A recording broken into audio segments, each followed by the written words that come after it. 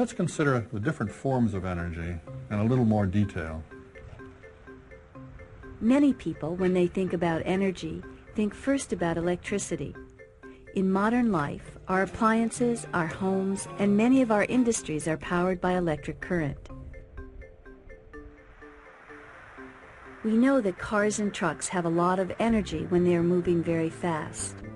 We call this kind of energy kinetic energy, the energy of motion. Anything that moves has kinetic energy. The amount of energy depends on the object's mass and velocity. The more massive the object and the faster it is moving, the more energy it has. When you heat something in the microwave oven, you're using a form of energy known as electromagnetic radiation. Other forms of electromagnetic radiation include visible light, radio waves, infrared radiation, ultraviolet light, X-rays, and gamma rays. Electromagnetic radiation can travel vast distances through empty space.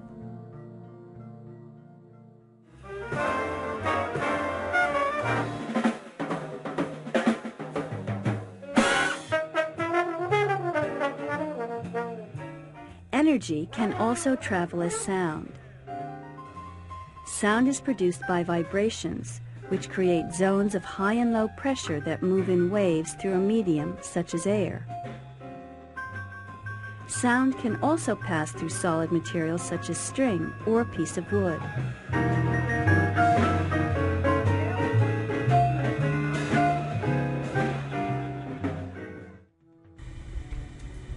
Perhaps the most basic form of energy is heat.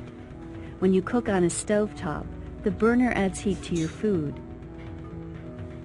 Surprisingly, what we know as heat is actually a kind of motion, the random motion of the tiny atoms and molecules that matter is made of. Besides these forms of energy, there's also potential energy, energy that is stored somehow and can be converted into other forms later.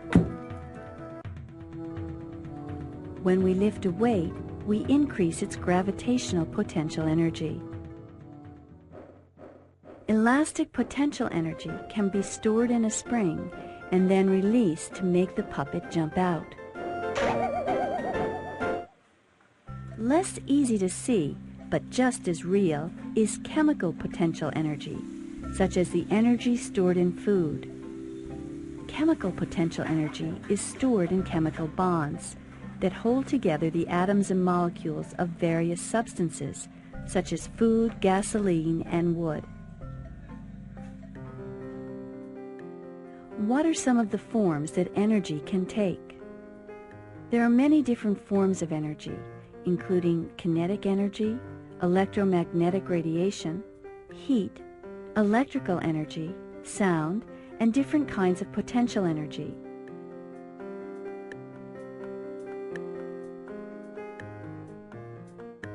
Many of these forms of energy are embodied in the motions or arrangements of tiny particles that are too small to see directly.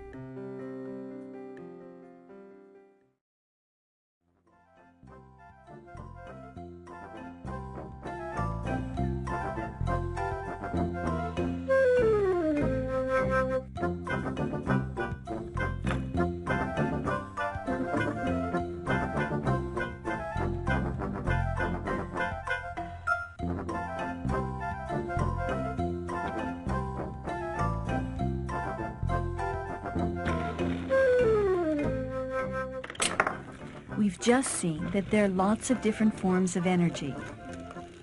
How many of them can you find in this contraption?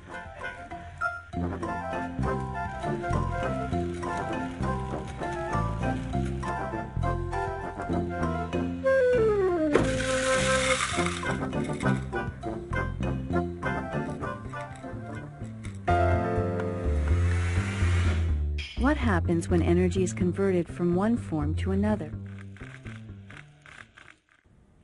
We convert energy from one form to another every day.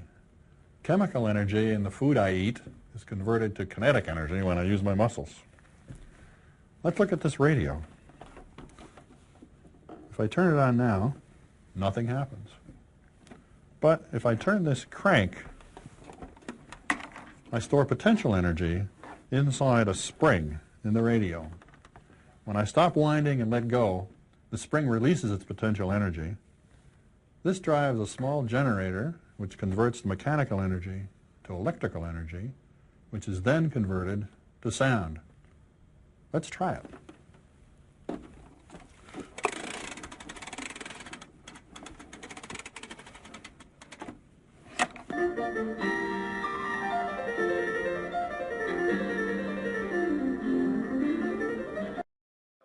We asked ecologist Dr. Les Kaufman for his views on how the cashews could turn the windmill.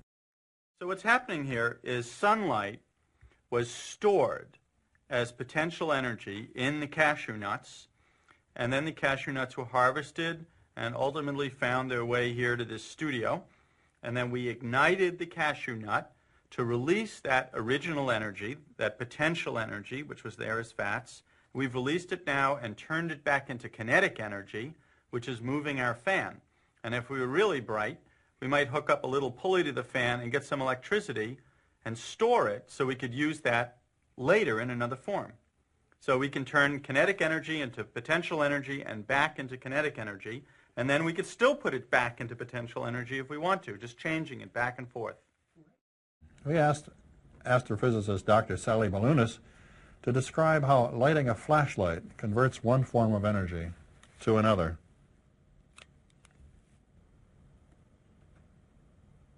Where does the light come from? Light is energy.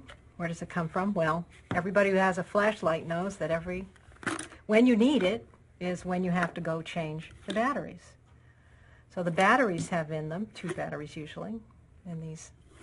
The batteries store energy, and when you flick the switch, the connection is made to the light bulb that then lights the light. So energy is changed from chemical energy stored in the battery, drawn out in the form of electrons through the circuit, which then run in the filament, and the filament glows as the electrons move through it. So you have chemical energy being turned into electromagnetic energy and making the light beam. So this is all energy here, and all that eventually will get dissipated into other forms.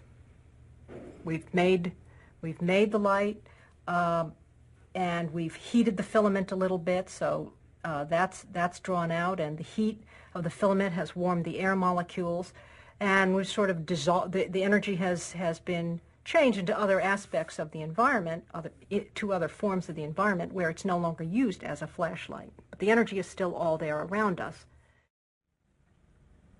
Now, the scientist's view is that most forms of energy can be converted from one to another. We aren't always able to convert all the energy we started with into the final form that's useful to us, but we'll always get out as much energy as we put in. I think the most important example of this is the conversion of chemical energy in food into muscular energy and heat in the bodies of animals like us. This is where the concept of energy really shines. For example, if I take this pile of cashews and completely burn it with lots of oxygen in a special furnace, it'll generate about 260 kilocalories of heat. This is about 1/10 the average person's daily diet. And we can say much more about the energy in these nuts. First of all, if you had a car that runs by burning cashews, it could go as far by burning this pile as an ordinary car could go using this 1-ounce vial of ordinary gasoline, about 1/5 of a mile for a small car in the city.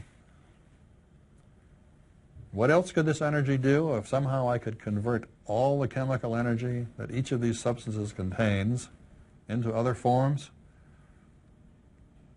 2 ounces of cashews contains the same amount of energy that we would get by running down about 70 AA batteries. Of course, we could also buy this much energy from the power company. It's roughly a third of a kilowatt hour, so it would cost us about a nickel. That says something about the cost of batteries. The cashews provide the same amount of energy that would be released if a small automobile ran into a wall at about 90 miles an hour. Or we could use that energy to heat about a gallon of water from room temperature to boiling. Now we come to what was, for me, the greatest surprise of all. The energy from these nuts, if converted with 100% efficiency, could also be used to lift this gallon jug of water 15 miles into the air. Imagine what would happen if the jug then fell to the ground. If there were no air resistance, it would hit the ground at 1,500 miles an hour, and the energy of the collision would make all the water boiling hot. This just shows what an amazing source of energy we have in food. Now, eating a small pile of cashews won't enable us to lift a gallon of water 15 miles into the air. That's because almost all the energy conversions are inefficient. In the process of converting energy to the desired form, often most of the energy is converted directly into heat, which we can't use to lift anything. But this heat keeps our bodies warm and allows all our systems to work. At first, these conversions may seem strange to us. After all, what does a pile of cashews have to do with raising a gallon of water miles into the air? Wonderful business, this energy. What is energy if it's possible to convert it from, say, light to another very different form, such as motion? In thinking about that question, it can be helpful to use an analogy. In previous programs, we've compared energy and money. Let me show you what I mean. Suppose I have a pile of American dollars.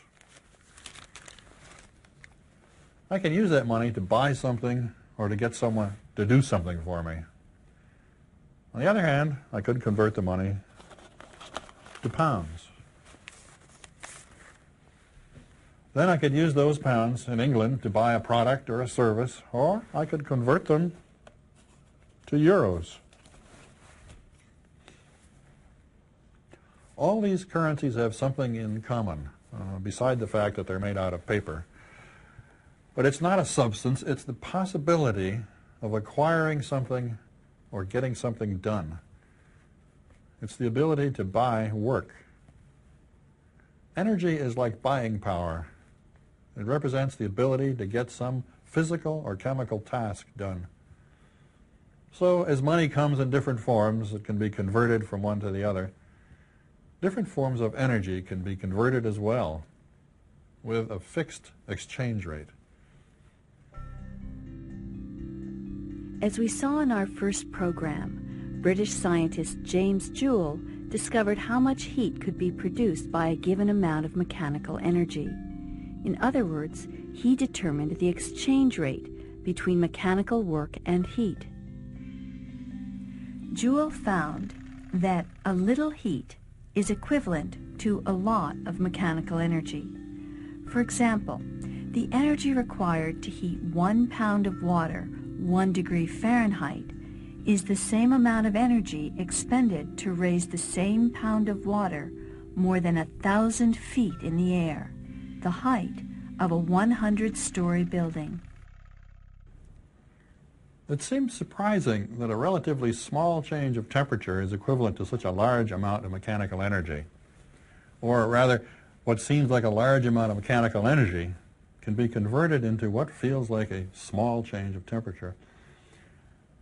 I remember one time standing at the foot of a 200-foot waterfall. I had measured the temperature at the top of the waterfall, and I was hoping I could measure the rise in temperature produced by the kinetic energy of the 200-foot fall. Even with a thermometer, I couldn't detect any rise in temperature. This may be one reason that the heat produced by everyday interactions is so easy to overlook. Joule's discovery that we always get the same amount of heat for a certain amount of work led scientists to decide that heat and work must be two aspects of the same thing. And they called that thing, you guessed it, energy. Scientists use the relationship between work and heat to measure many kinds of energy conversions and transfers. What they found was that no matter how many conversions they carried out, or of what kind, the amount of energy coming out was always equal to the amount that went in. Energy was neither created nor destroyed. What happens when energy is converted from one form to another? When energy is converted, even though the system may look very different, the total amount of energy before and after the conversion is the same.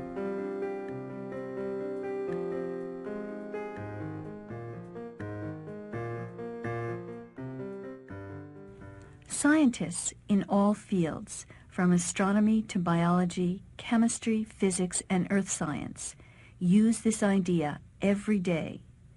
The total amount of energy always remains constant, no matter what changes happen in any physical system. It was first discovered in the 19th century through the work of James Joule and Julius Robert Mayer. What these 19th century scientists concluded is now known as the law of conservation of energy. It's been found to be true in every case examined so far, and it is considered one of the most important and far-reaching concepts in science.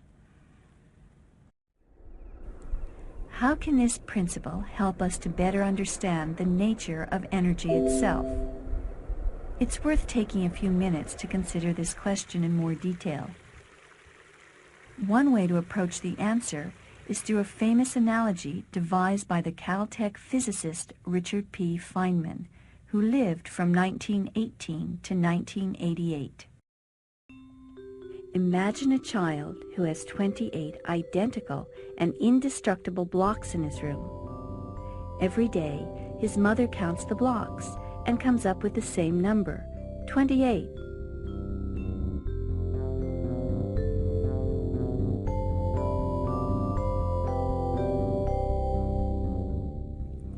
One day, she comes back and finds that there are 27 blocks. She looks very carefully and finds a block under the rug. The next day, she comes back and finds that there are only 25 blocks.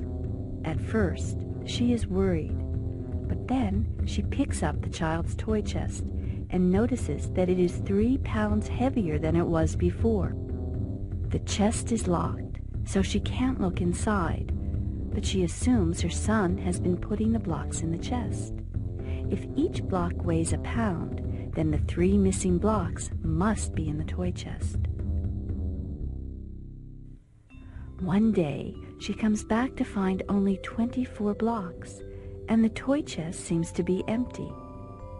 But then she looks in the bathroom and notices that the water level in the bathtub has gone up by an inch. She can't see into the dirty water, but she assumes that the child has been throwing blocks into the tub, raising the water level. If each block raises the water level by a quarter inch, then all 4 missing blocks could be in the tub. Another day, she finds only 26 blocks in the room and notices that the toy chest and tub seem to have no blocks in them. At first, she's concerned, but then she sees the window is open and 2 blocks are lying in the yard. Eventually, the mother comes up with a formula to account for all the blocks. She starts from all the blocks she sees in the room, plus any blocks on the lawn, plus the extra weight in pounds of the toy chest, plus 1/4 of the extra height of the tub water measured in inches. All this will always add up to 28. This looks very much like a scientist's formulation of the principle of conservation of energy. The boy's home and yard is like a system that has a fixed amount of energy. The mother has found appropriate conversion factors between the things she can observe so that she accounts for all the blocks. Anytime we want to measure the energy in this room, we need to take into account all the places it could be. If we apply our formula and some energy appears to be missing, then we know we need to look someplace else to find it. But the analogy has one flaw. As Feynman said, energy is just like the blocks, except there are no blocks. What he meant was that, unlike the blocks, energy is not a substance that can be passed around. It's the idea of energy that allows us to compare things that would otherwise seem incomparable. We asked physicist Dr. Philip Morrison to describe his concept of energy. Look, energy is itself a kind of currency. You can use energy to describe the frog, the sun, everything there is.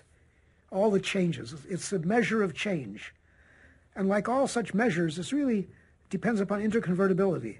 You can change a dollar bill for 10 dimes or 4 quarters. If you couldn't do that, you'd have a tough time. And go to another country with foreign currency, you find it's a little hard to deal with it. And the same thing, energy is an overall currency for change. And it measures the amount of change. But it does that usually by reducing every kind of change, the energy from every kind of change that it can pick up, to some standard form, by converting. I think that the idea of a single metric to cover all kinds of activities, by always converting it to one unit, is a good idea to explain what energy is all about.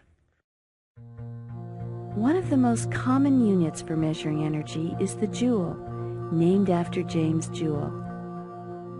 A joule is defined as the amount of energy it takes to accelerate a 1 kilogram object from rest to a speed of 1 meter per second. Conversely, it's the amount of energy released by stopping the motion of a 1 kilogram weight moving at 1 meter per second.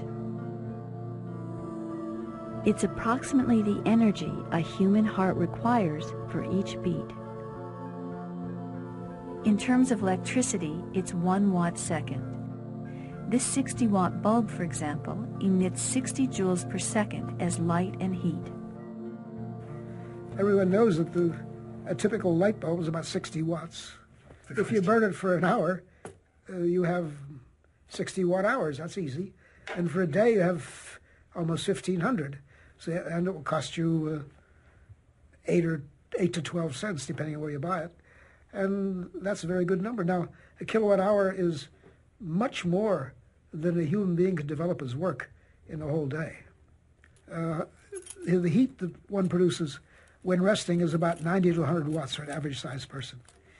And you can't do much more than that kind of work in a day. But that's a few cents of electric power. Energy is electric power, which shows how many equivalent people we have working for us. Every time we turn a switch, every time we fail to turn it off, you've wasted that work. Now that we've thought a little bit more about the nature of energy, we're ready to consider our next question.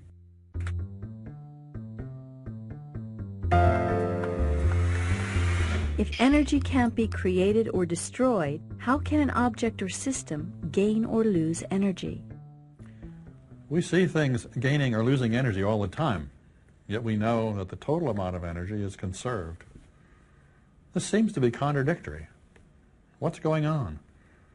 In some cases, we're deliberately transferring energy into or out of a system. In other cases, energy seems to disappear on its own. In those cases, nature is playing a sleight of hand trick on us. Do you remember seeing a coin appear from nowhere or suddenly seem to vanish in the hands of a magician? Yeah? Nothing in my hands? How about that? The coin is there all the time, but you didn't notice it. In the same way, the missing energy isn't really missing. It has merely slipped into hiding. We interviewed Max and Nathan, age 9, to probe their understanding of what happens when a system seems to lose energy. What does it feel like? All my fingers feel like they have a weird tingling feeling in my fingertips. Is that what you felt, Nathan? What is that tingling? It's probably because when you hit the cymbal, it moves. So when you touch it, you're stopping it, and it moves your fingers. Tell me what the vibrating has to do with sound. Because when it vibrates, the sound comes out. Sound waves come out, and they go into your eardrum, which makes tells the pitch of the sound. So. Now the energy starts at your body, Max. Where does it go? It goes to whatever you want to use. If you're using your arm, the energy would go to your arm and you'd strike the cymbal, the gong. Once you've made the sound, what happens to the energy?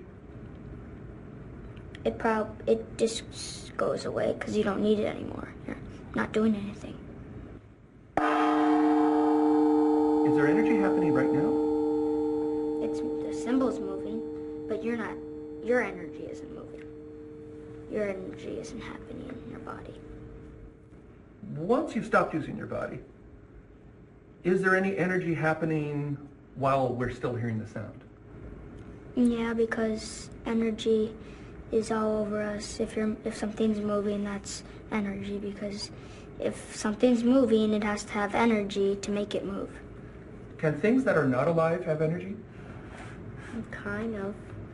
Well, not really, because you need to be able to move, have energy, and this, unless someone else uses their energy to make it move, doesn't have any energy. These students have a pretty good understanding of energy transfers and conversions, especially when energy is being added to a system by human actions. Energy leaving a system through sound or heat is not so obvious to them. Like many people, they think energy is only associated with living things. Let's see what an audio engineer, Dr. William Gardner, has to say. So molecules are changing. There's actually, by moving the mallet here, I'm causing a chemical change in the biochemistry of my arm. And so the energy is going from there to motion. The fact that it's, well, of course the muscle's involved too. The muscle is moving, and so it's got energy in it, and that causes the joints and the bones to move, and they have some energy, and then that's being transferred to the wand. And the wand weighs something, and it is moving and has energy, and then it hits the gong.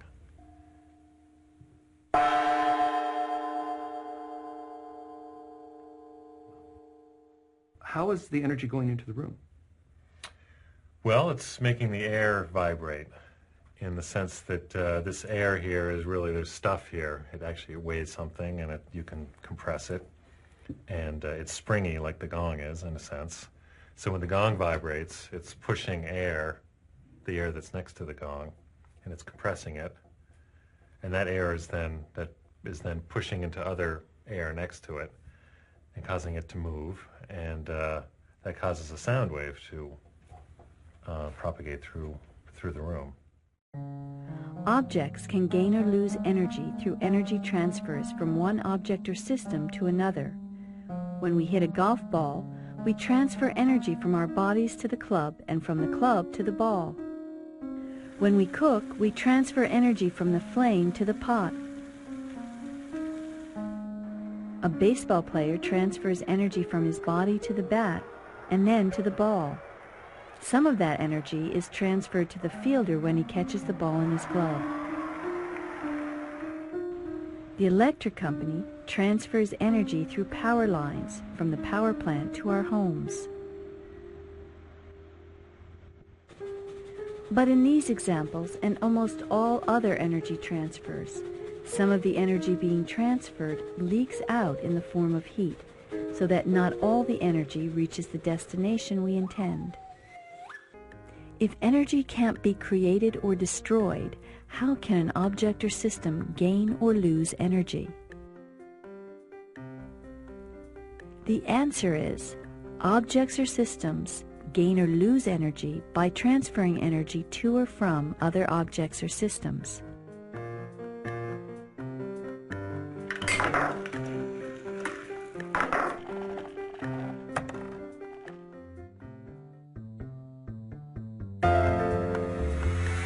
How can energy be stored and released? That is, how can we collect energy now and use it to do work later? Let's look at how Dr. Les Kaufman addressed this question. Well, this is, you know how batteries store electricity? You can have electricity in batteries? Okay, well a spring is sort of a device for storing energy. So I can take energy from my body, which comes from the cereal I ate this morning, or the bagel you just fed me, well, probably not just, and I can take it and make my muscles push this thing down, this spring, and you see how I have to hold it down. If I let it release, it gives me back some of that energy that I put into it. And that's how springs work. You see the atoms in the spring, they're arranged a certain way. So when you put it like this, it's like taking a rubber band and stretching it out. It doesn't want to be that way. You're putting energy into it to change the shape of something to a shape it's not comfortable being. So you can pretend that you poured energy into it. And then if you hold the rubber band there, or you hold the spring down, it's all still there. And it'll stay there until you let it go. So if I want to, I can make this into like a whopping machine. I can go like this, and I can put things on it to hold it down, and then I could use it to do something else I'd like to do. Like I could open a door with it if I want to. And whenever I want that energy, it's sitting there waiting for me. Les Kaufman demonstrated how the spring stores potential energy. 1, 2, 3. Caroline and Allison know intuitively that they don't have to push harder to knock down a longer chain of dominoes. But they seem to think that all the energy is simply carried down the line from one domino to the next. They don't think about the potential energy that's stored in each domino before it's knocked down. How might a scientist discuss this? Let's see what audio engineer Dr. William Gardner has to say. Dominoes are interesting because it's like there's you just need to add just a little bit of extra energy to this, and suddenly it releases all of its energy. In other words, I've put energy into this domino by setting it up, but all I have to do now to release it is give it just a little bit more, lift it up just a little bit, because it's actually lifting when I tilt it, and then suddenly it gets to the point where it's now easier to fall one way than the other, and there it goes. And it's released its little packet of energy there. The important thing to remember is that when we pick up the domino and stand it on its end, we've given it some potential energy of its own. When I start pushing the first domino, it rises ever so little from the table because of the corner pushing on the table. I can exaggerate this by showing it sideways. When I tilt the domino, it rises up slightly from the table. This requires some energy, but we get much more energy out when the domino falls.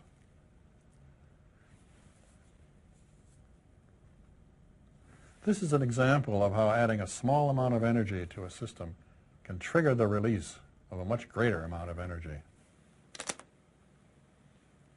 These students seem to have a pretty clear understanding that it takes only a tiny push to knock down a long string of dominoes. A good starting point for future learning about potential and kinetic energy. There are many other cases in which we need to add a small amount of energy to trigger the release of a much greater amount. In an automobile engine, the spark plugs must add a little energy to the mixture of gasoline and air in order to ignite a much more energetic explosion. When I light this match, I use friction to heat the head of the match.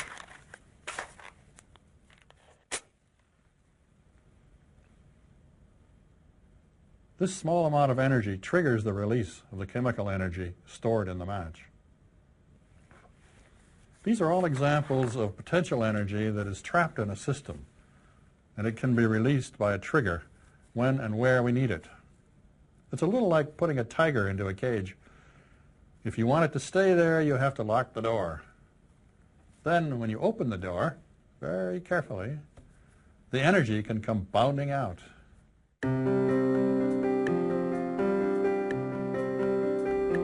How can energy be stored and released at a later time? Energy can be stored by converting it into some form of potential energy. Sometimes the release can be triggered by adding a small amount of energy.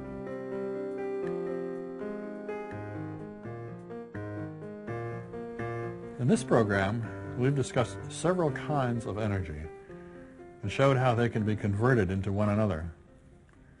We explored the principle of conservation of energy and saw how it is related to the ability to convert energy from one form to another.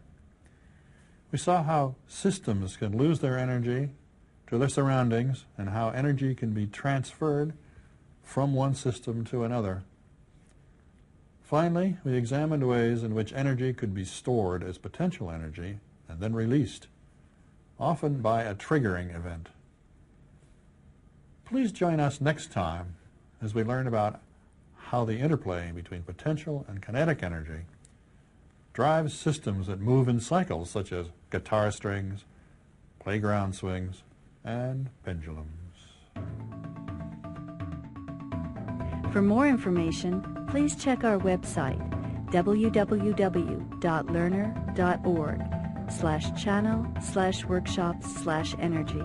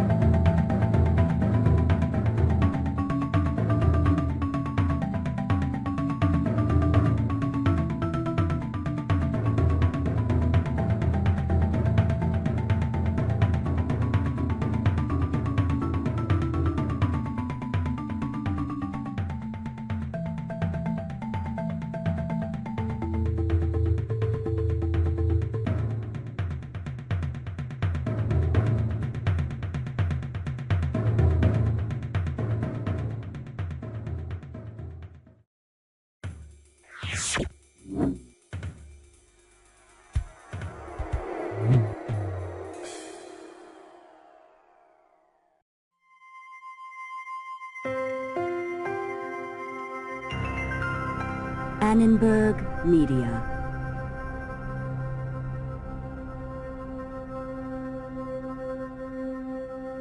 For information about this and other Annenberg Media programs, call 1-800-LEARNER and visit us at www.learner.org.